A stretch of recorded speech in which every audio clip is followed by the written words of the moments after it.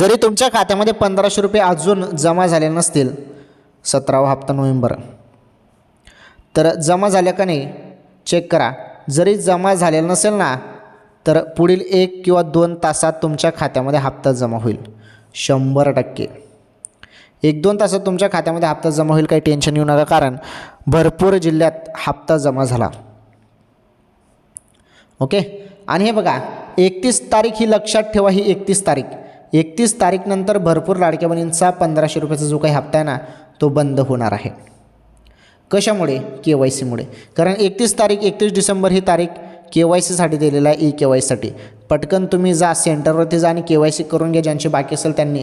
आता तर तुम्हाला हप्ता मिळाला असेल, परंतु 31 डिसेंबरनंतर जर तुमची KYC झालेलं नसेल तर तुमचा हप्ता ऑटोमॅटिकली बंद होईल. त्यानंतर मग तुमच्याजवळ रडण्याशिवाय दुसरं काही काम असणारच नाही. बरं, हे मी तुम्हाला बघा, मी थोडं तुम्हाला जड बोलत आहे, परंतु ते तुमच्यासाठी बोलत आहे मी. KYC करा, नाहीतर हप्ता बंद होईल. शासन हप्ता बंद करू शकतो. KYC करा पटापट.